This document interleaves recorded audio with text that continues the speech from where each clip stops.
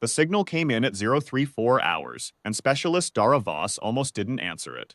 She'd been sitting in the wreckage of Relay Station Kappa 7 for 6 hours, her back against a blast-scorched console, her right knee wrapped in strips torn from her own uniform, eating the last of a protein bar she'd found wedged behind a dead crewman's seat.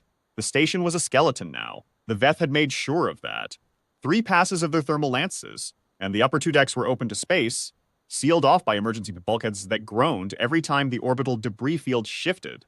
Power was running at 11%. Life support was on a clock she had been carefully not looking at. The console she was leaning against was called Node 7. It had been Node 7 for 4 years, which was how long Dara had been stationed at Kappa 7, and she had a specific relationship with it, the way you develop specific relationships with the things that make up your daily life. She knew the exact pressure required to keep the secondary interface from flickering. She knew that the left fan ran 3 degrees hot and would eventually kill the board behind it if you didn't compensate.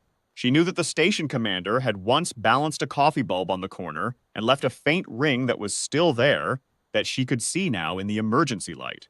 That ring had been there since before Dara's posting. She had no idea whose coffee it was. Small things. The station was full of small things like that, came scratched into panels. A photograph folded and tucked behind a display mount, edges soft from being taken out and looked at. A set of dice that belonged to a technician named Heiki, who had a superstition about rolling them before a watch, and who had been on Deck 2 when the thermal lance came through. Dara had been on Deck 4. Deck 4 was the comm core, buried deep in the station's spine, and the thermal lances had not reached it. She was alive because of geography, which was not a satisfying reason to be alive, but was, she had found, the most common one. The signal was a ghost ping, an automated emergency beacon from somewhere in the debris field, probably a piece of wreckage cycling through its death rattle. She'd been hearing them for hours, each one triggering a small animal flinch, before her brain caught up. The Veth had hit Kappa 7 first because Kappa 7 was the communication spine of the whole Outer Reach cluster. Knock out the relay, blind the fleet. It was a sound strategy. She'd have done the same thing. But then the ping came again, and this time there was a frequency rider on it. A human frequency rider. Specific, deliberate. Dara pulled herself upright, ignoring the shriek from her knee, and pulled the headset down from the cracked rack above her. The comms board was partially functional. She'd spent 4 of those 6 hours getting it back online. She'd done it mostly by feel in the dark, swapping burnt boards with her bare hands because the station's tool locker was on Deck 2, which was vacuum, and the gloves she had were the wrong type anyway.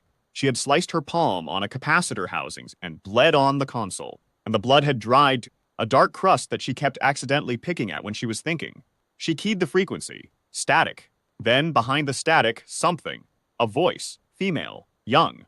Speaking in careful, halting standard, the kind of standard a person speaks when standard is not their first language, or when they are very frightened and have forgotten how words work. Is anyone receiving? This is I need to. Can anyone hear this? Dara held very still. The voice was coming from somewhere in the debris field, but the debris field was not empty. The Veth's second vanguard was still holding position 40,000 kilometers out, mopping up, coordinating the next phase of whatever they were planning. Their comms sweep would be running constantly. They would be monitoring every active frequency in the system with the thoroughness that was. She had come to understand over 11 years of study, one of the Veth's most defining characteristics. They did not miss things. It was not in their nature to miss things. Dara thought about that for approximately 2 seconds. Then she pressed transmit. I'm receiving, she said quietly. Who are you? And be careful how you answer. A pause. Long enough that Dara thought she'd lost the signal. Then, Kira, my name is Kira Vasquez. I'm on the merchant freighter Sandoval. We were caught in the engagement. We lost power. There are 41 people on board. 41 people, and we're in the drift corridor and I can't raise anyone. And the Veth. The voice cracked, gathered itself. I can see them. On my scope. They're doing something. I don't know what they're doing. Dara looked at her scope. It was the one functional sensor array she had, a single forward-facing band sensor running off the emergency bus. She'd been watching the Veth formation for hours, mapping it, trying to understand the pattern, military habit. She couldn't stop doing it even when the information felt useless, even when it almost certainly was. You keep looking because the alternative is to stop looking, and stopping looking felt like a kind of dying. She said, I see them too. I'm going to need you to do something difficult. What? I need you to not tell me where you are. Another pause. What? The Veth are listening to this frequency. They're listening to every human frequency in this system. If you give me your position, you give it to them. So we're going to talk differently. Dara was already pulling up the navigation overlay on the scope, her mind running through calculations with the automatic efficiency of someone who had been doing this long enough that it happened below the level of conscious thought. The drift corridor ran northeast of her position by roughly 12 degrees. If the freighter was in the corridor and still had passive sensors, they would have a view of the Veth right flank. She needed that view. She needed more than that. Can you read me a number? Dara said. Any number you see on your board, just the first number you see. 44, the voice said, confused. Thank you. Now I know where you are. She didn't, not exactly, but she knew more than she had. And the Veth, listening, knew nothing except that a damaged human was asking another human to read her instrument numbers, which was exactly the kind of desperate, confused, non-tactical behavior the Veth expected from panicking civilians. She had spent 6 years studying how the Veth thought about human behavior. She had read every Veth strategic document ever recovered. She understood their model of humanity the way you understand a story you have heard told, wrong so many times that you can recite every error. Her name was Dara Voss, and she was the best comm operator in the Outer Reach. Past tense? Possibly. She was trying not to think in past tense, but honesty required the acknowledgement. Intercept Corps had 2 other stations in the cluster, Kappa 5 and Kappa 9, and both of them were almost certainly dead, because the Veth were thorough that way, and because Dara was the one who had trained the crews at both of them, and she knew, with cold professional clarity, that they had not been as good as she was. She had tried to make them better. Some knowledge doesn't transfer through teaching. Some knowledge only comes from the specific years of work, the specific failures, the specific moments that rewrite your understanding and leave you someone different on the other side. She was 38 years old. She had grown up on a station not unlike this one, a mining platform in the Kepler belt, the kind of place where children learn the sound a seal makes when it's about to fail, and where the assumption of vulnerability is baked in before you can walk. Her father had been a shift foreman, a big quiet man from a place on Earth called Duluth, who sang old Earth songs when he thought no one was listening. Her mother had been a xenobiologist who never came home from a survey mission when Dara was 9. Not the Veth. This was before the Veth, before humanity knew the Veth existed. Just the dark doing what the dark does, indifferent and complete. She had joined the Intercept Corps because she was good with language, all language, human and otherwise. She had a quality that her instructors had eventually decided to call pattern recognition, though she thought that was a reductive name for it. What she had was an ear for the structure underneath the words, the way communication was always doing 2 things at once.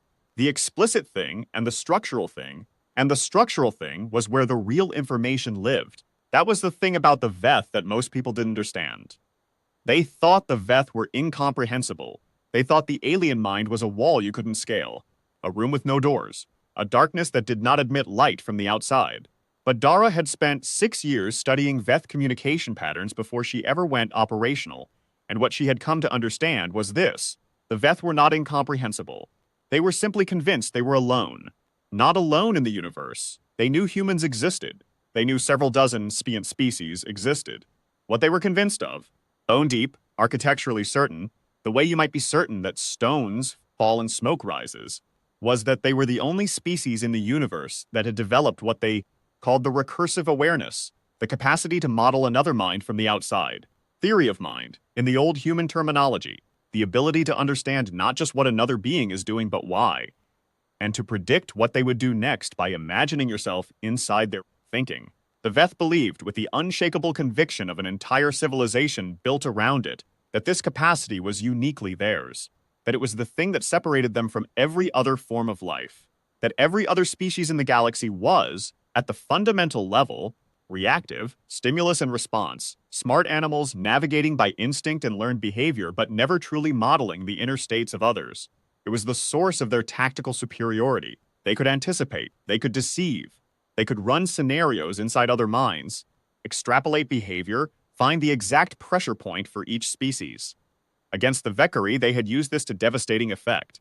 Against the Peloi, the same. Species after species had fallen not to superior firepower, though the Veth had that too, but to superior modeling. The Veth always knew what you were going to do before you did it, because they had thought themselves into your position, and they had seen the way your mind would move, what they couldn't do, what they had no framework for, no vocabulary for. No precedent that would have warned them about was the possibility that someone was doing the same thing to them. Dara had been doing fit for 11 years, and tonight, in a dying relay station with her knee wrapped in her own uniform, and 11% power, and a freighter full of civilians somewhere in the dark, she was going to do it one more time. Kira, she said softly, I need you to tell me something, and I need you to tell me without telling me. The voice on the other end was quiet for a moment. She was scared this Kira Vasquez, but she was listening. Dara had known within 30 seconds of the call that she was listening. The pauses were right. The responses were right. She was processing rather than reacting. Okay, Kira said. How many torches are you carrying? A pause. Then, very carefully, we have a crew of 12 and 29 passengers, and if all of your torches ran out, would you have enough to get home? A longer pause. The passengers don't have torches. Doris exhaled 29 civilians, 12 crew. The freighter had weapons. She'd be surprised if it didn't. This far out from the core systems, in the kind of territory where you needed options, but they'd be civilian grade at best. Point defense. Whatever they had wouldn't scratch Veth armor. They could not fight. They could not run. A powered-down freighter in a debris field was invisible to passive sensors, but the moment they powered their drive, they'd be a beacon. They were 41 people sitting still in the dark, hoping no one looked their way. What Dara needed was not their weapons. What she needed was their location, their sensor suite, and their comm array, because Dara had spent 4 hours in the dark, bleeding on consoles, working herself back up to 11% power, not because she expected to survive the night. She had done it because Kappa 7 had been the comm spine of the Outer Reach, and the Outer Reach still had assets. 4 destroyer-class vessels running dark somewhere in the Outer Ring, maintaining silence since the engagement started. A munitions platform that had gone cold before the attack. A full sensor net that was still structurally intact if you could find the right nodes, and if you had the right authority and the right command signal. The Veth didn't know about the sensor net. They thought they'd taken it out when they took out the relay station, because the relay station was the brain of the net. And without the relay, the net was just hardware, just silent buoys drifting in their assigned positions, seeing nothing and telling no one. They had confirmed the relay station's destruction and marked the net as destroyed in their tactical assessment. They had been wrong. The relay was damaged, not dead, and Dara had spent 4 hours making sure it stayed the second thing instead of the first. The net was there. She could see it on her scope, the ghost pings of 47 distributed sensor buoys, running cold and passive, waiting for a command signal from an authorized intercept core station. Kappa 7 was still an authorized station. It had 11% power and a cracked comm array and a single operational specialist sitting on the floor eating the last of a protein bar, but the authorization codes were still valid, and the command link was still live, and the net was right there, spread across 300,000 cubic kilometers of outer reach space, waiting. The problem was that the command signal was loud. It would light up Dara's position like a flare fired inside a dark room. The Veth, who were listening to everything with the thoroughness that was their nature, would be on her in under 3 minutes. She needed a relay, something out in the drift corridor that could receive a tight beam transmission from her and broadcast the command signal on an omnidirectional band far enough from her position that the Veth would look at the relay point first, and she could get the net up before they found her. She needed the Sandoval. Kira, Dara said, I'm going to ask you to do something. You don't have to say yes, but if you say yes, I need you to do exactly what I tell you, and some of it is going to sound very strange. The voice was quiet for a moment. Dara counted the seconds. In her experience, the people who needed a moment before agreeing were more reliable than the people who agreed immediately. Immediate agreement meant they hadn't thought about it. A moment meant they were deciding. Tell me, Kira said, Dara told her. She laid it out clearly and without drama, the way she'd learned to brief over years of talking to people in the middle of emergencies. What she needed, what it would require of the Sandoval, what the risks were, what would happen if it worked, what would happen if it didn't. She didn't soften the risks, because softening them would only mean Kira made her decision on false information. And false information was the only thing in the universe that was worse than bad odds. Kira listened all the way through. Then she said, You're asking me to light up the ship, to run full broadcast. They'll see us. Yes, 41 people. Yes. A silence that lasted long enough that Dara started to form contingency plans in the back of her mind. She had 2 others, both worse, both dependent on assets she wasn't certain still existed. She held them loosely, the way you hold backup plans, present but not weighted. Then Kira said, Walk me through the broadcast sequence. Dara walked her through it. The Veth 6th Fleet Commander's name, in the approximation of Veth phonology that human linguists had settled on over decades of careful study, was a Shavethtor. He had been in command of the 2nd Vanguard for what a human would have called 6 years, and he was, by any measure the Veth applied to such things, exceptional. His recursive awareness scores were in the 94th percentile of all tested Veth. He had correctly modeled the behavior of 4 different sapient species in combat situations, predicted their responses to flanking maneuvers and feints, and executed campaigns that had expanded Veth-controlled space by 11% over his career with the kind of precise efficiency that made him, in the estimation of Veth Strategic Command, perhaps the most reliable field commander of his generation. He had studied humanity for 4 years before this campaign. He had read every recovered piece of human communication, every intercepted military transmission, every civilian archive that had fallen into Veth hands. He had run models of human behavioral responses at every threat level. He had tested his models against historical data, and they had performed well. He understood them. He understood that they were reactive, that they responded to threat with either flight or aggression, and that the pattern was predictable once you found the right stimulus. He understood that their communication systems were crude and centralized, which was why taking out the relay station had been his first action. He understood that isolated, blind, and leaderless, they would scatter.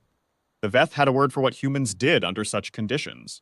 It translated, roughly, as dissolution, the way a school of small fish breaks apart when a predator enters, each one moving on pure instinct, the collective losing all coherence. He had expected dissolution. He had not expected, when the alert came from his communications monitor at 0341 hours, a human calling him directly. The transmission was tight beam, Veth encoded, using a frequency allocation that was theoretically known only to Veth Fleet Command.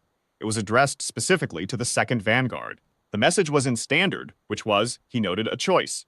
A human choosing not to attempt Veth. A human saying, I know you understand my language, and I choose to use it anyway. The encoding and the targeting, however, said something else. They said, whoever is sending this knows how we listen. The message was this. This is Intercept Corps Specialist Dara Voss, Kappa 7 Station.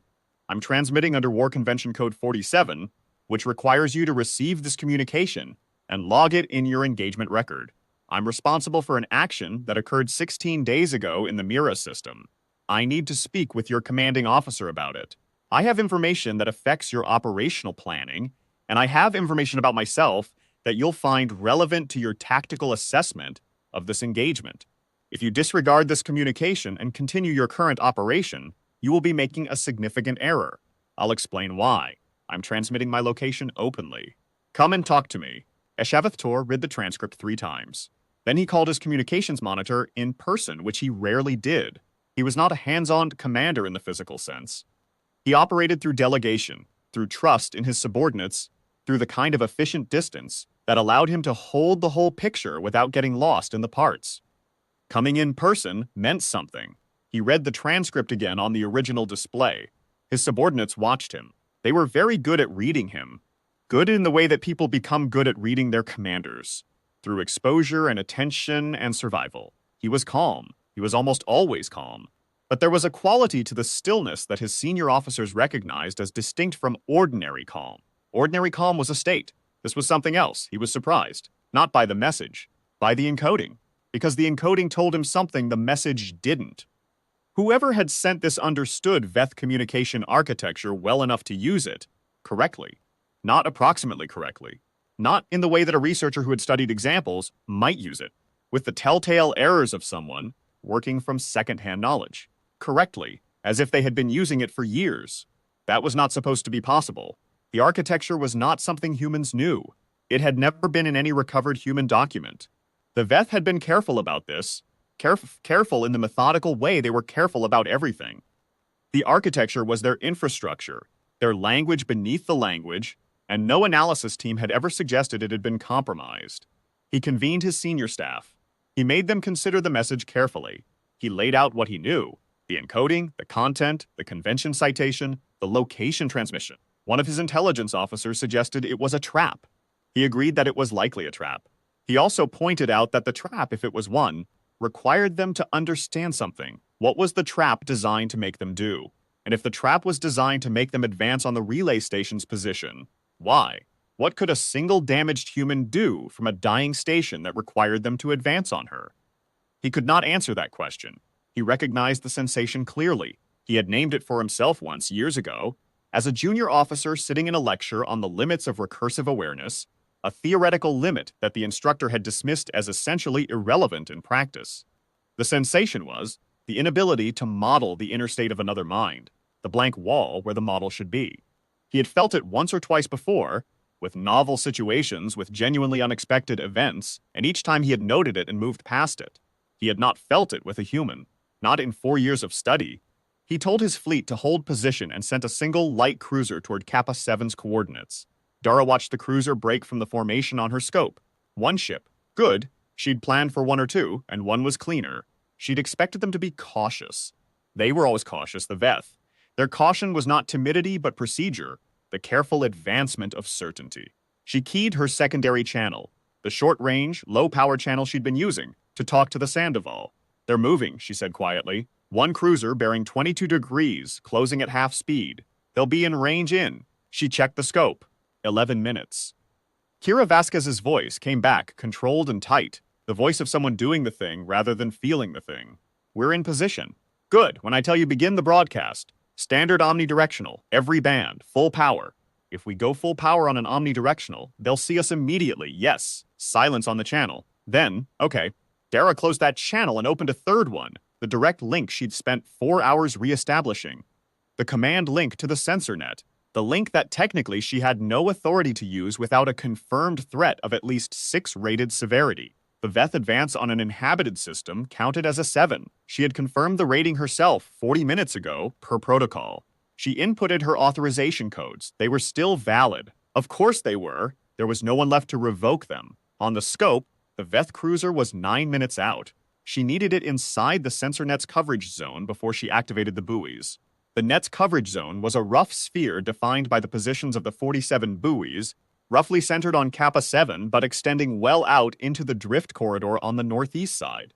The cruiser's current trajectory would bring it inside the zone at approximately the 6-minute mark if it maintained speed. She needed to keep the Veth fleet occupied. She needed their attention directed somewhere that was not her command link, not the sensor buoys, not the Sandoval powering up. She picked up the headset again and transmitted on the direct Veth command channel. I'd like to continue speaking with your commanding officer, she said. I'll keep talking while your ship approaches. I have quite a bit to tell him. The response came back in 14 seconds. Not the fleet commander himself. She hadn't expected the fleet commander. Not yet, but one of his subordinates, and the response was in Veth. She'd expected that too. Her Veth was functional, not beautiful. Her tonal range was limited by human vocal anatomy in ways she'd spent years trying to work around, with partial success, but functional. She'd been told by a Veth linguist in the course of an academic exchange 3 years before the war that her Veth was structurally correct, tonally interesting. She had taken that as a compliment and still thought about it sometimes. She switched to Veth now. I understand the language, she said, and I understand why you're listening. I'm going to tell you something true.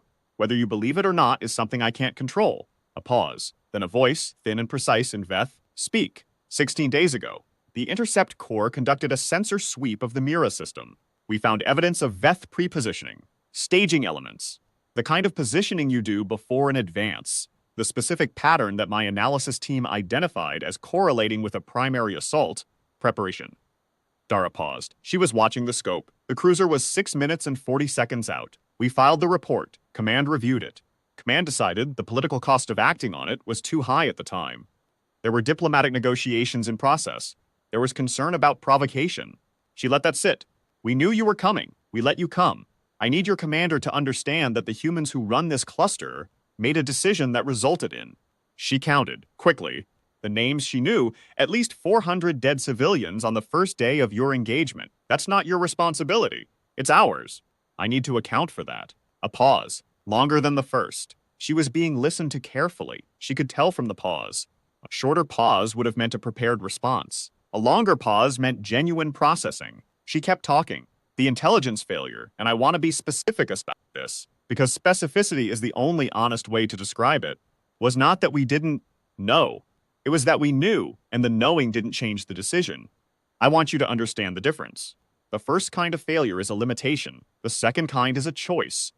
She was watching the scope. 5 minutes and 20 seconds. I'm not asking for anything in exchange for this. I'm telling you because if you're going to make decisions about how to engage with human populations, you should understand how our institutions actually function. Your models of us are based on how we present ourselves. They aren't based on how we work. The pause this time was substantial, nearly 10 seconds. The voice said, in Veth, you are telling us that your command structure failed you. I'm telling you that human command structures can make correct assessments and still make wrong decisions. And I'm telling you that your models of us probably don't account for this because your models of us are built on the assumption that we behave in ways that serve our collective survival. We often don't. We have competing priorities is a mild way to say it. We have systems that were built for purposes that are no longer the purposes they serve. We have an extraordinary capacity for organizational failure despite individual intelligence. She paused. I think this is something your models of us should include. 4 minutes. The cruiser was on course, steady, not accelerating.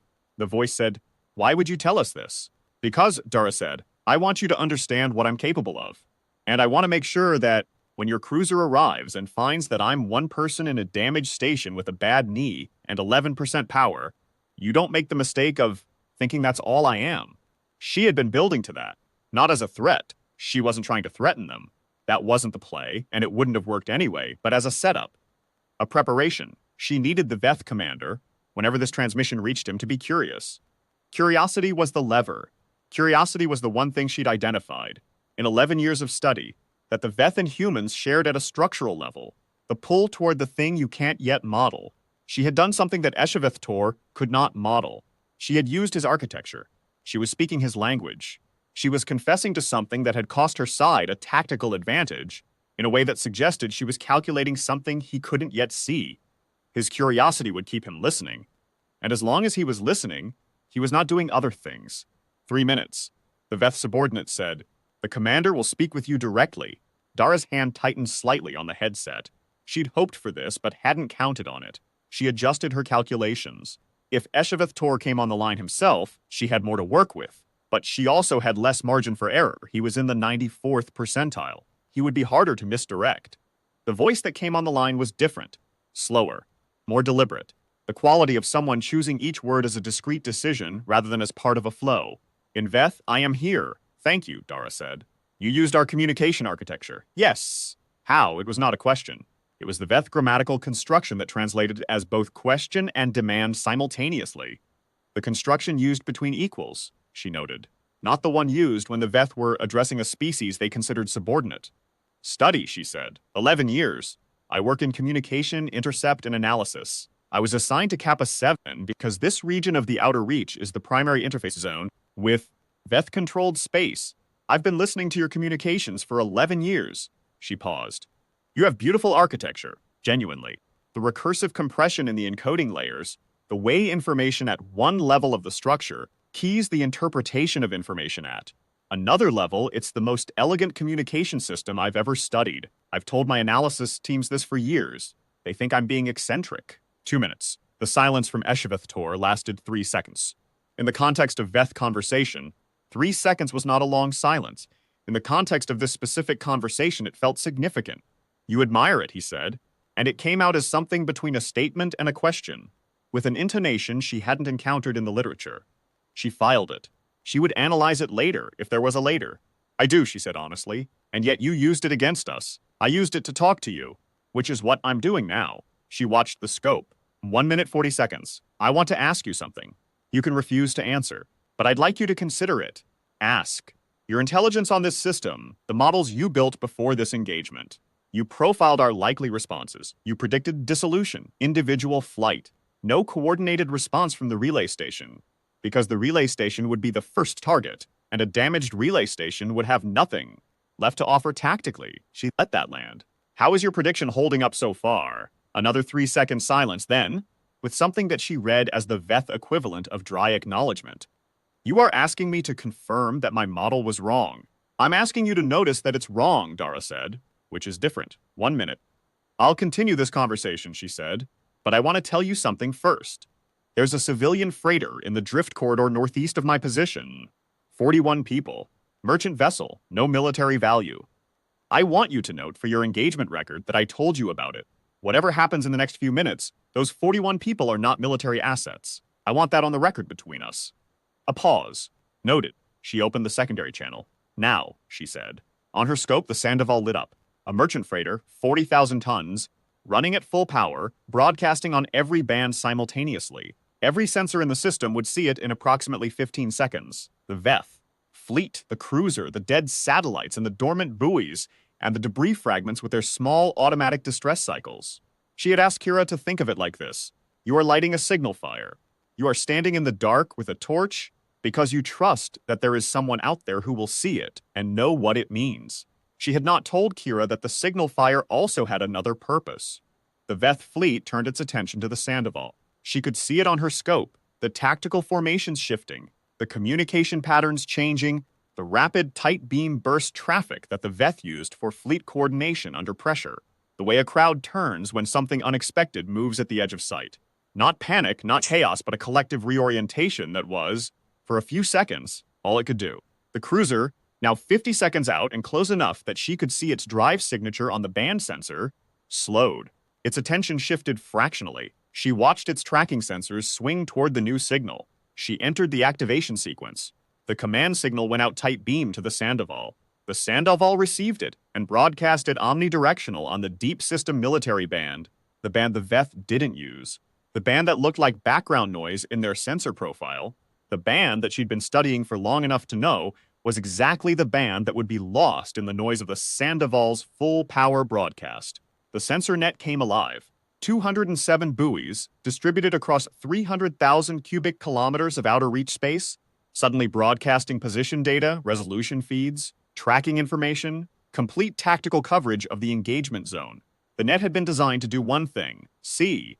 It had been seeing, passively, for hours, recording everything without transmitting.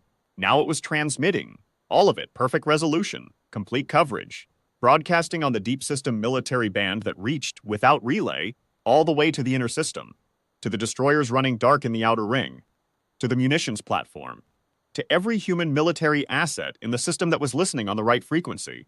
Dara had not fired a single shot. She had not deployed a weapon. She had talked. She had been patient. She had listened. She had made a Veth fleet commander curious enough to engage in conversation, and that conversation had given her the 11 minutes she needed. The cruiser stopped 30 kilometers out. She could see it on scope clearly now, a sleek, dark shape, extremely beautiful, in the way Veth engineering was always beautiful, angular and deliberate and clean, in the way that things are clean when nothing has been included that is not necessary. She had always found Veth engineering beautiful. She found it beautiful now. The communication channel from the fleet opened. The voice was HFY, the slow, deliberate cadence of someone choosing their words as discrete decisions. In standard, I would like to understand what you've done. Dara set down the authorization panel. She leaned back against Node 7. Her knee was doing the thing it had been doing for hours, the thing she'd been filing in the background of her attention, along with the oxygen clock and the dried blood on her palm and the names of the 42 people she had not been able to help. Her hand was bleeding again, the slow reopen that happened when she gripped the headset too tight. She said, I activated a sensor net that's currently broadcasting your fleet's complete position and formation to every human military asset in the system. The destroyers in the outer ring know where you are now. The munitions platform knows. The response is being coordinated as we speak. I'd estimate you have approximately 40 minutes before the tactical situation changes in a way that makes your current formation untenable. Silence. I also held a conversation with you for 11 minutes, she said, so that your cruiser would cross into the sensor net's coverage zone before I activated it, which prevented your fleet from detecting the activation moment and interpreting it correctly. More silence. The civilian freighter I mentioned, the Sandoval, served as a relay for the activation signal and as a distraction for your sensors during the moment of activation. She paused. I want you to understand that the 41 people on that ship don't know any of this. I asked them to broadcast. I told them it would help. I didn't tell them how. That was deliberate. I didn't want them carrying that. The silence from the Veth fleet was long. She counted it. 17 seconds. HFY said, You used our communication architecture to contact us. You engaged me in a substantive conversation about human institutional failure. You disclosed information that appeared to be genuine intelligence, and all of it was cover for an 11-minute window. The intelligence was genuine, Dara said. The conversation was genuine. Both things can be true. You told me the truth, he said, in order to deceive me. I told you the truth in order to have an honest conversation in an 11-minute window that I needed for something else. Yes, both things were happening at the same time. She took a breath. I think you're going to find, as you revise your models, that this is something we do. We hold multiple things at the same time. The conversation wasn't a mask for the operation. The operation wasn't a mask for the conversation. They were both real. Another long silence. She had the sense, and it was a sense she'd developed over years, the ability to read silence the way other people read faces, that she was being heard in a way that was different from being listened to. Something was landing. What was the information about the Mira system, he said. Was that also part of the operation? No, Dara said. That's just true. 400 people died because our command made a political decision. I've been carrying that for 16 days, and I needed to say it to someone on the other side of the line. She paused. I think you were available. The silence this time had a different quality. She had no precise word for it. She thought of it as weight. She said, I'd like to tell you something else. Not as part of any operation, just as a thing I think is true. Tell me, you've been operating on the assumption that humans can't model Veth thinking, that we are, fundamentally, reactive, that we respond but we don't model. Your entire strategic approach to this engagement was built on that assumption, and I need you to know that the assumption is wrong. I can't speak for all of humanity, we're not that uniform, and that's actually part of the point. But I'm telling you that there are humans who have been modeling your thinking for a long time. And we're not special. We're not exceptional cases. We're just people who did the work. A pause. Why do you tell me this? Because, Dara said, I want the next engagement to be different. I want whoever in your command reads the after-action report on this to have to sit with the fact that a human comm specialist in a dying station alone with 11% power held your attention for 11 minutes and woke up a sensor net that you thought was dead. And I want them to ask the right question, which is, not how did she do it? The how is recoverable. You'll close the vulnerabilities. You'll revise the protocols. The how is tactical, and the how will be answered. She looked at the scope. The destroyers were moving now. She could see them pulling out of the outer ring. The question is, why did she do it the way she did it? What is it about the way humans think, about the thing we're carrying, the thing we won't put down, that made this possible at all? HFY did not respond immediately. The silence was the longest yet. She counted it, 26 seconds. Then, you are preparing for the next war while you are still losing this one.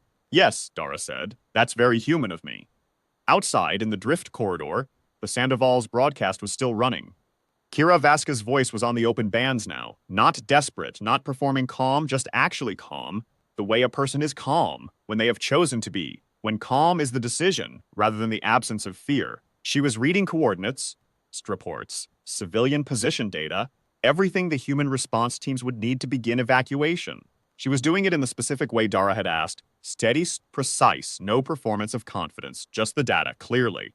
You're going to sound like you're reading a grocery list, Dara had said during the long minutes of setup. Every word exactly as important as every other word. No drama. Kira had almost laughed. A grocery list. The calmer you sound, the faster the teams move. Because they know the person on the other end isn't going to give them bad data out of panic. Calm is the signal.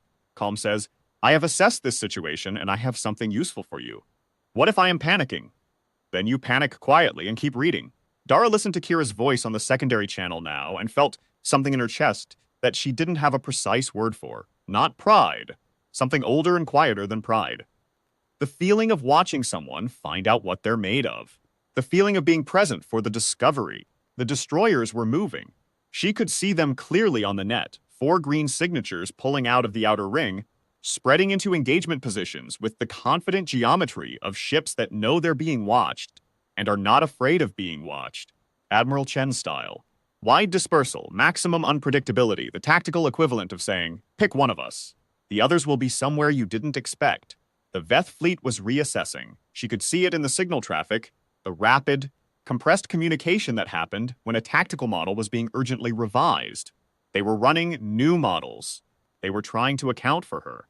Dara found that she was almost smiling. The pain in her knee had climbed to a persistent, dull roar that she'd learned to file in the background of her awareness. She'd done that with pain before. Not that she was good at it, just that she'd had practice. She was not a stoic person in general. She cried at things. She got angry.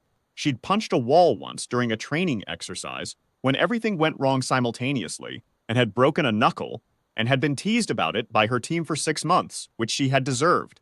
She was not made of stone. She had never wanted to be made of stone, but she had a quality that her instructors had eventually decided to call patience and that she herself called something else entirely.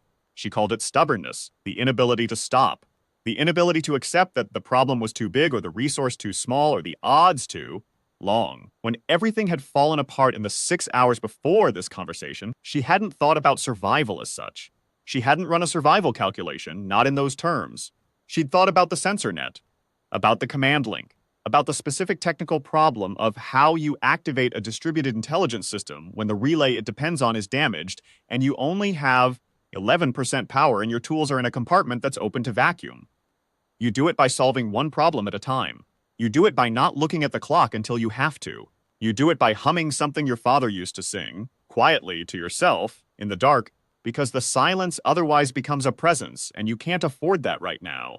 She'd been humming for 6 hours, an old Earth song called Shenandoah, which was about a river that her father had described to her once in terms that made it sound like a mythological thing, a river at the center of a story, the kind of river that didn't just flow but meant something. She had never seen a river. Most of the people she knew had never seen a river, but she knew the song. She realized the mic had been open during the last silence. What was the song? HFY said. Dara looked at her mic status. Yes, open had been open. Sorry, she said. Old habit. The song. She thought about lying. She thought about deflecting. There were 4 or 5 smooth ways to redirect the conversation that would have lost. Nothing tactically. She said it's called Shenandoah, very old Earth song, about a river. My father sang it. I don't remember my mother very well. She died when I was 9, working a survey in Deep Belt, so I remember everything about my father instead. The pause that followed was not the analytical pause she'd been reading all night. It was something different, something she didn't have a precise name for in Veth, because the name for it probably didn't exist in Veth, a pause that was about the content rather than the response. As HFY said, in Standard, slowly, and with the particular care of someone translating something that didn't translate perfectly, we have a practice. When a campaign is concluded, whether the outcome is favorable or not, we name the operation after something the primary adversary did that we did not expect, so that we remember, so that the name carries the lesson forward into the record, into the training. Dara waited. I will need a name for this operation, he said. I think it will be called something about a river. She sat with that. The scope showed the destroyers at 17 minutes. The Veth fleet had begun its withdrawal. Orderly, deliberate, showing no signs of the dissolution he had predicted for her. His model had been wrong, and he knew it, and he was, as far as she could tell, treating that knowledge the way you treat a correction you didn't expect, with attention. She said, the H is silent, in case that matters. She heard, or thought she heard, in the quality of the channel's absence of response, something she couldn't categorize. She filed it. She had many things filed. She would analyze them later. The destroyers dropped out of dark running. The Veth fleet executed a full withdrawal at operational speed. The cruiser, 30 kilometers away, turned with it. Before the cruiser turned, it sent one final transmission. Not to the fleet, to her. It was in Old Veth. The grammatical structure was at least 4 centuries archaic. She parsed it carefully, because archaic Veth idiom was famously difficult, meanings having shifted across the centuries, in ways that were still being mapped by the small group of human linguists who specialized in it. It said, roughly translated, a worthy opponent is a gift to the mind. She sat with that for a while. The rescue teams arrived at the Sandoval first, 40 minutes after the withdrawal. Then Kappa 7. The first team came through the bulkhead with suits and equipment and lights that were harsh after 6 hours of emergency amber, and the team leader, a young woman whose name tape said Okonkwo, who moved with the efficiency of someone who had done this many times before, stopped when she saw Dara sitting at the console and did the medic's version of a double take, the professional suppression of a reaction. Specialist Voss? Yes, are you currently running a diagnostic? Systems checkout, Dara said, for the incoming shift. Okonkwo looked at the console. She looked at Dara's knee. She looked at the dried blood on the palm, the stripped uniform strip, the protein bar wrapper, the general archaeological evidence of 6 hours in a damaged station. Specialist, I need you to stop working. Dara finished entering the last code. She stopped working. The freighter in the drift corridor, she said. 41 people. Status? Evacuation complete 18 minutes ago. Everyone's out. Everyone's accounted for. Okonkwo was kneeling beside her now, medical scanner running. I'm reading a grade 3 knee injury and a hand laceration that needs closure. You're going to tell me the knee happened more than 2 hours ago? More than 6 hours ago? Okonkwo made the sound that medics make. Okay, we're going to in a minute. How many dead? Station personnel. A pause. 42 confirmed. Dara nodded. She went through the names. Heiki with his dice. Rodriguez, who had been with the station for 7 years. Tanaka, Abara, Lefort. 12 more she was less certain of, who had been assigned to Kappa 7 recently, who she knew by face and duty station, and not yet by the specific texture of knowing a person. All of them weighted the same in the accounting. She said, I need to file a report. The SensorNet activation was on the edge of authorized parameters. Some people in the after-action review are going to want to dispute my threat level assessment. That can wait until. It can't wait, because the Veth commander knows about the net's existence now, which changes the strategic picture, and that needs to be in someone's hands today. She looked at Okonkwo. 5 minutes. Then I'll do everything you want. She keyed the line to the fleet and got Admiral Chen in 45 seconds. She gave the report clearly and without embellishment. The SensorNet activation, the authorization, the Veth commander's awareness of the net's existence, the conversation, what she had disclosed, what she had not, and her assessment of what Eshaveth Tor had taken from the exchange. Chen was quiet through all of it. When Dara finished, there was a pause long enough that she wondered if the connection had dropped. Then Chen said, You had a conversation with the Veth fleet commander. Yes, sir. During which you disclosed the existence of our split-packet communication protocol. Yes, sir. With the intention of demonstrating capability sufficient to warrant his continued engagement. And you disclosed the failure in the Myra pre-positioning intelligence. Yes, sir. That was genuine disclosure, not tactical. Another pause. Walk me through the difference, Dara did. Chen was quiet again for a moment. Then, why did you think a Veth commander would care about a human institutional failure? What made you think that was worth trading? Because, Dara said, it was information about how we actually work rather than how we present ourselves. And his models of us are built on presentations. I gave him something that would require him to revise the models rather than just update the parameters. Revising a model is more expensive than updating it. It takes more time. It requires more investment. And anything that requires investment of time and attention from their command structure is time and attention not spent on us. Chen said, How long has this been your approach? 11 years, sir, since I started studying them. A longer pause. The training program at Kappa 7. Yes. Sir, I want to talk about rebuilding it after you've slept. Chen paused. One more thing. The civilian on the freighter. Vasquez. Yes, sir. She executed a live comm relay operation under active engagement conditions with no training. Correct, sir. She had approximately 40 minutes of verbal instruction from me over a compromised short-range channel, and she executed it cleanly. Dara paused. I'd like to flag her for consideration, for the program if she's willing. Chen said, I'll note it. Get some sleep specialist. She set down the headset. She let Okonkwo do her work. She answered the pain scale question. A 6, maybe a 7. I'm not good at scales. And let herself be moved to the portable bed, and let the painkiller do what painkillers do, and lay there in the gradually warming station while the rescue team moved around her, and the emergency light cycled toward full power as the primary systems came back online one by one. She looked at the scope, still running, still showing clean empty space where the Veth fleet had been. The destroyers were in holding positions. The munitions platform had gone back to standby. The sensor net was still broadcasting, still tracking, every buoy singing its steady note into the dark. She'd have to write a separate report about the net, about the activation, about the decisions. She was already composing it. On her comm panel, a message had arrived. Civilian relay, routed to her personal code, which was classified and should not have been reachable by a civilian relay. Someone had found it anyway. 3 sentences. My name is Kira Vasquez. I counted 41 people all night. I would like to know how to do what you do. Dara read it twice. She thought about it for a while. She thought about Eshaveth Tor, somewhere past the debris field now, beginning the reassessment. Sitting with the fact that his models had been wrong. Beginning, carefully, methodically, in the way of a mind that does not make mistakes twice if it can possibly help it, to build new models. She did not underestimate what that meant. The new models would be better. The next campaign would account for more. She had bought something tonight. Time, attention, the disruption of a clean certainty, and the cost of it would eventually come due. But she had also done something else. She'd spoken honestly to a mind that had been told, by its entire civilization, That honest conversation with a human was impossible because humans couldn't model minds. She had been modeled, and she had modeled back, and something in the exchange had been real. She didn't know what to call it. She didn't know if Ashavathor had a word for it. She hoped the operation was named well. She composed a reply to Kira Vasquez. She typed slowly because her hand was bandaged now and the angle was awkward and she kept making errors that she corrected methodically. She typed, "My name is Dara Voss. I'm going to start answering that question now. It takes 11 years. But the first lesson works on the first day." She sent it. She set down the comm panel. She looked at the porthole above the console, the only one that hadn't been destroyed. A small oval showing a piece of sky that was full of stars. The stars did not care about any of this. They burned their hydrogen and held their orbits and scattered their light across the dark with a constancy that was not comfort and not indifference, but something that didn't need a name. She had always found them honest, the stars. They were what they were. They didn't adjust.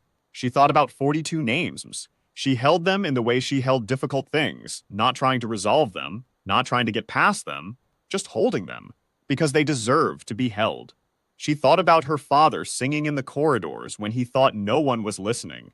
She thought about how she had always been listening, how she had known, even as a child, that the singing was not for any audience. It was the thing he did to stay oriented, to stay present, to stay himself in the midst of the day's difficulty. She had learned that from him.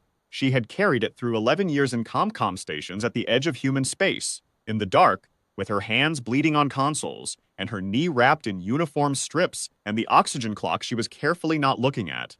She hummed a few notes of Shenandoah, quietly. Below the threshold of the open mic, she thought.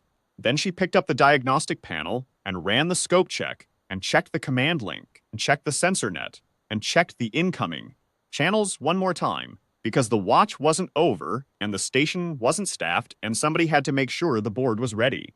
Outside in the dark, one of the rescue team's shuttles made a slow pass across the porthole view, its running lights blinking their steady, patient rhythm. Red and green and white, navigation lights. The ancient human convention, carried from sea to air to space.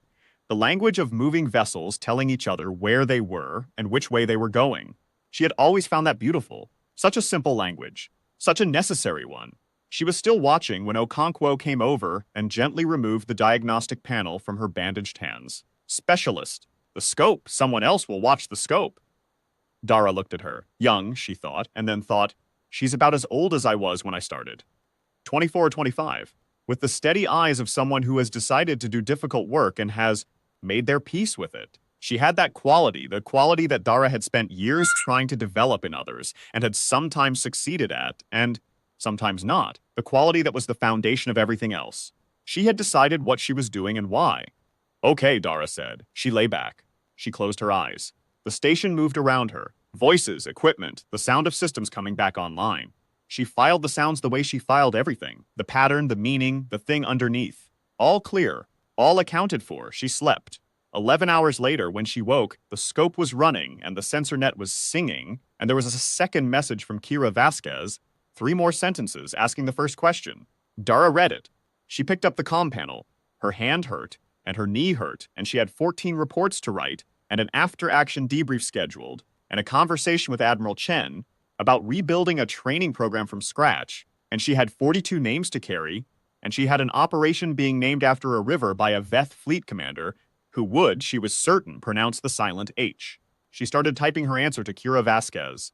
Outside, the stars held their orbits. The sensor buoys sang their notes. The debris field turned its slow turn. And on the channel she'd left open, the one that had been carrying ghost pings since 0314, the static ran its steady course through the dark. Not silence, never silence, but the persistent carrier wave of a universe full of signals, waiting for someone to answer. She was still answering. That was all. That was the whole story. That was, she had always thought, the most human thing she knew. 3 weeks after Kappa 7, Dara was sitting in a rehabilitation room on the fleet carrier Meridian when Admiral Chen walked in unannounced. She was doing the exercises the physical therapist had prescribed for the knee, which were boring in a way that felt almost philosophical. Slow, deliberate movements that required just enough attention to prevent her from doing anything else, not quite enough to qualify as engaging. The physical therapist's name was Casimir, and he was very cheerful about the exercises in a way that Dara recognized as a professional skill rather than a personal quality. She appreciated it. She was not herself, cheerful about the exercises. Chen pulled up the second chair and sat in it and watched her complete the current set without saying anything. This was normal for Chen. Chen had an unusual tolerance for silence, and an unusual sense of when silence served better than speech, which Dara respected because it was rare. When she finished, Chen said, "The after-action review is complete." "I know. I filed the last of my supporting documents 4 days ago. The activation authorization is confirmed. No one's disputing it." She had expected this and had still felt something release in her chest when he said it. "Good."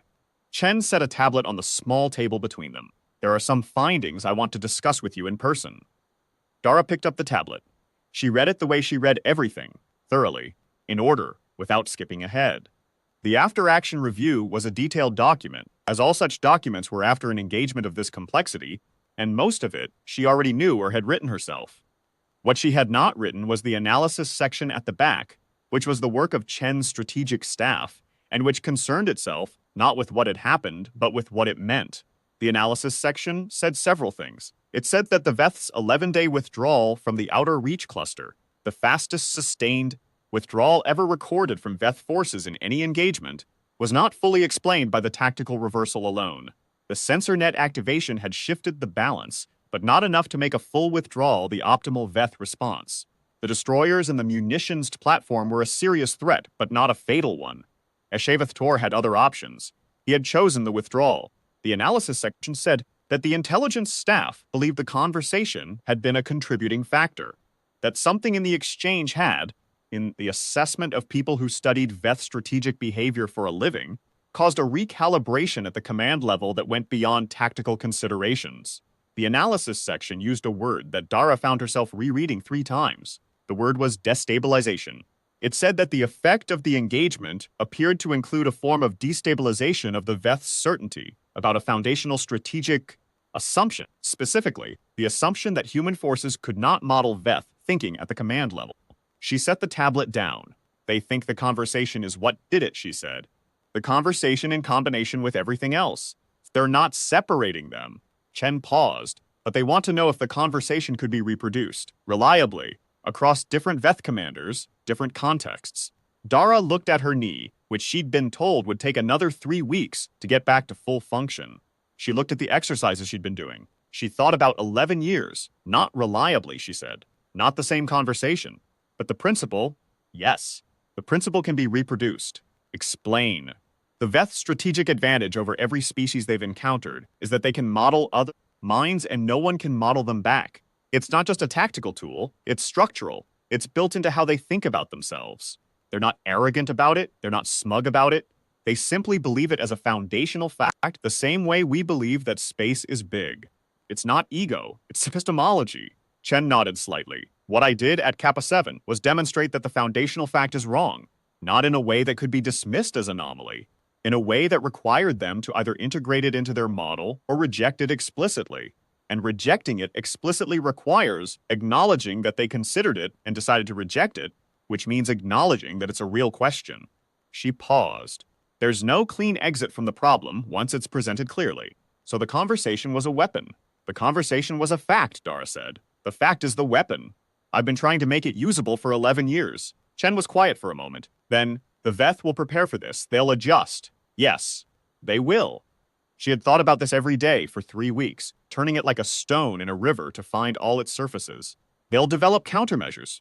They'll train their commanders to expect human attempts to model Veth thinking and to have responses ready, which means, in a generation, maybe, they'll have commanders who are actively thinking about the question, which means they'll be engaging with us as an adversary that models minds, which means the fundamental assumption will have changed.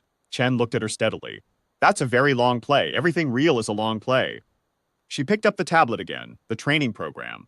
"I can rebuild it faster than Kappa 7. I had 3 years of failure and correction built into that program that I don't have to repeat. If I have the staff and the station, I'm assigning you to Kappa 7 reconstruction," Chen said. "It's not up for discussion." I wasn't going to argue. Also, Chen stood, retrieved the tablet. "Vasquez." Dara had been waiting for this. "She's agreed," Chen said. "She starts in 6 weeks. I've assigned her to your intake."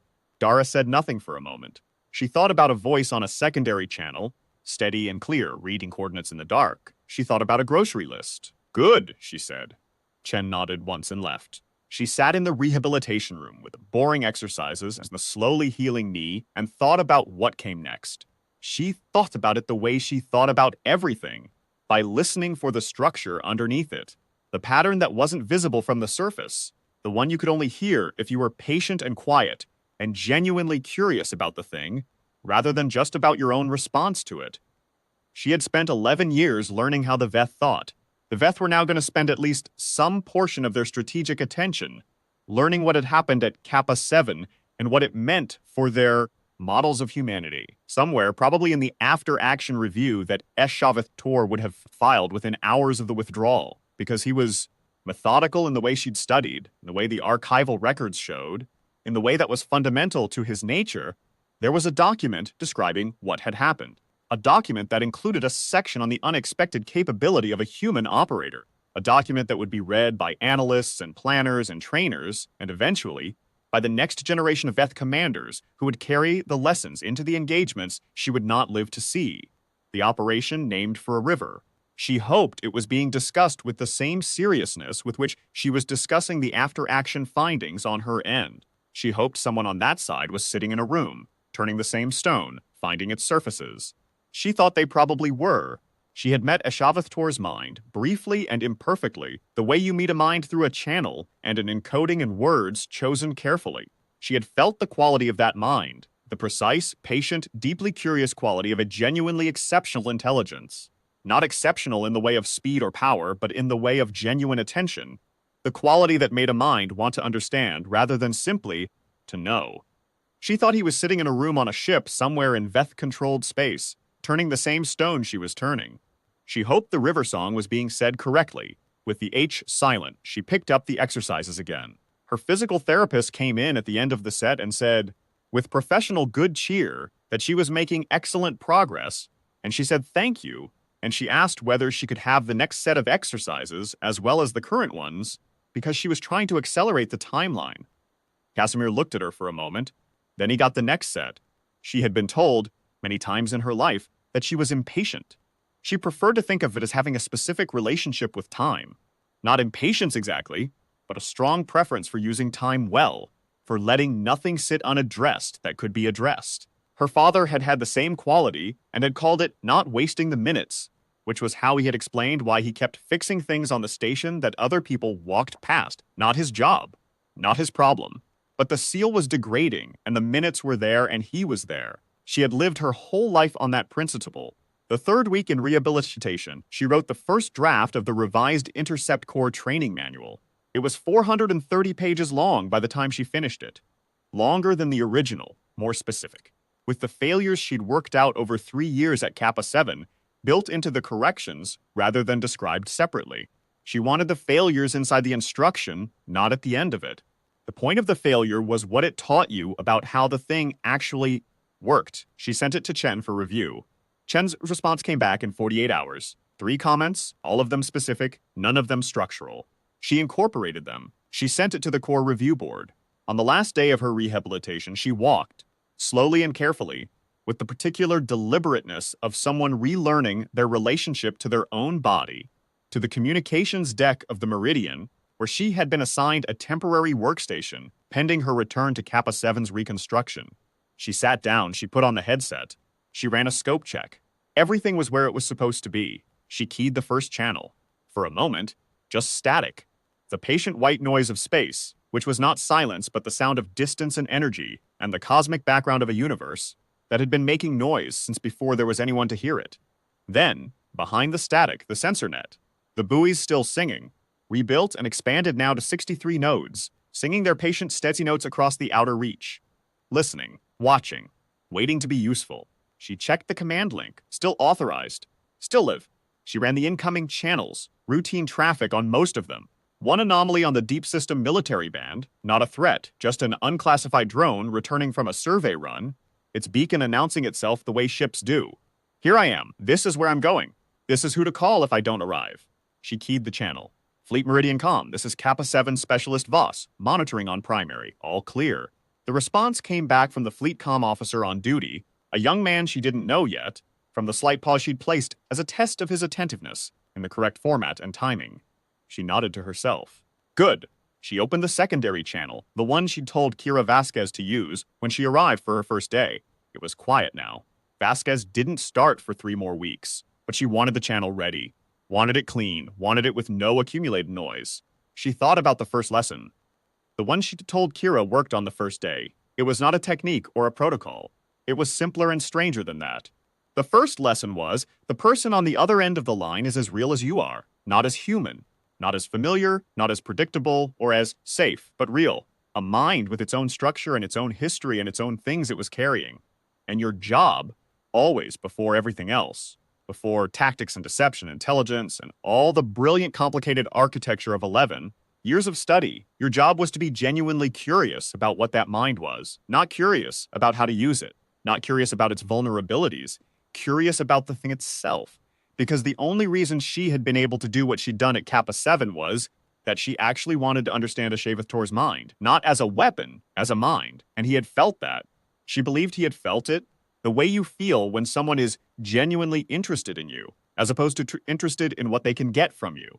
It was one of the oldest and most basic things humans could do, and it worked on every species she'd ever studied, and she had never been able to explain to her superiors why it worked, because explaining it always sounded too simple. It was too simple. That was the point.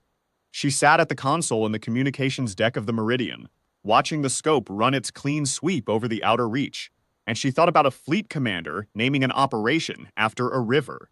She thought about what he had carried from that 11-minute conversation. She thought about the new models he was building, somewhere out there, in the careful, methodical way of a genuinely exceptional mind. She thought, we are both preparing. We are both studying. We are both trying to understand something we have never been able to fully understand, she thought. That is the most hopeful thing I know. It was not peace. It was not an end to the war. It was not even a pause. The next engagement would come, and it would be harder, and the losses would be real and specific, and would have names she would carry afterward. But it was something. 2 minds on opposite sides of a line, each one turned toward the question of the other, each one genuinely trying. That was the beginning of every conversation. That was, she had always thought, where everything started. She keyed the first channel again. Kappa 7 Specialist Voss, monitoring on primary, she said. Standing by, she sat back. She watched the scope. She listened to the static, and behind the static, the sensor net.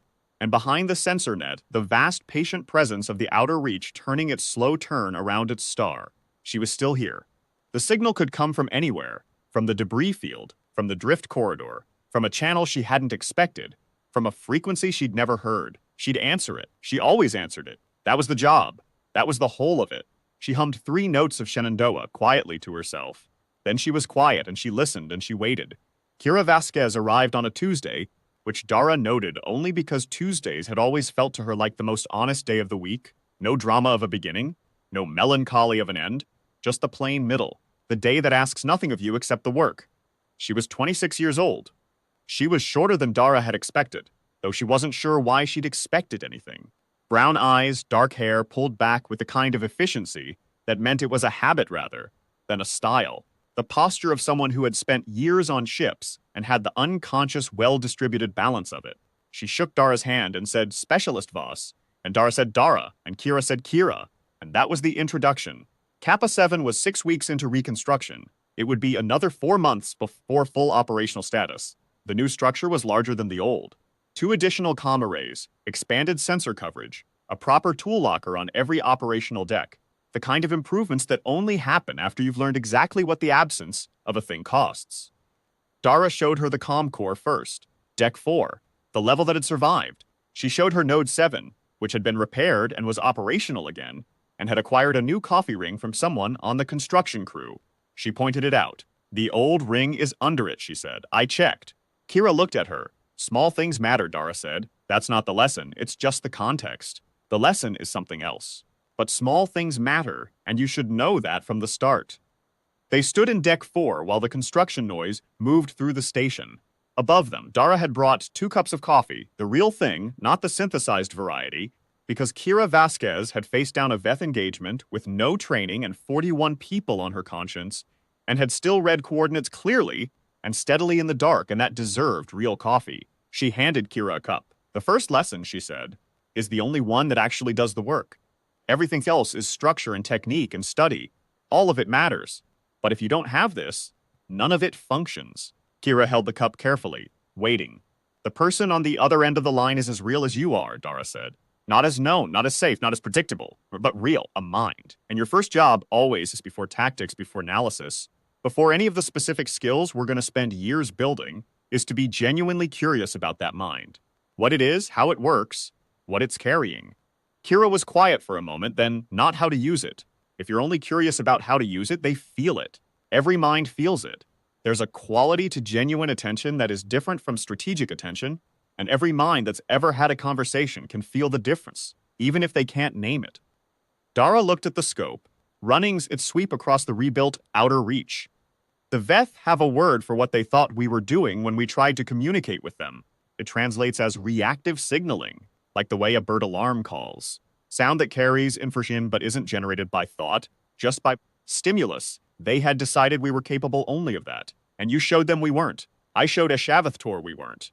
In one conversation, on one night, in one station. Dara turned from the scope. He's out there right now building new models.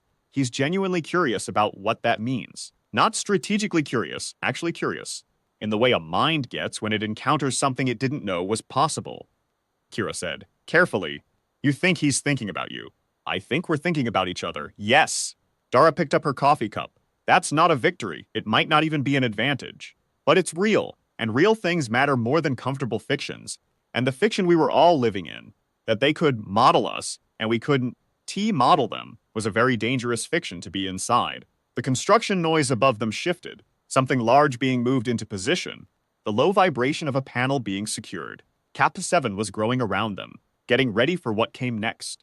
Kira Vasquez held her coffee cup and looked at the scope and did not say anything for a while. That was a good sign.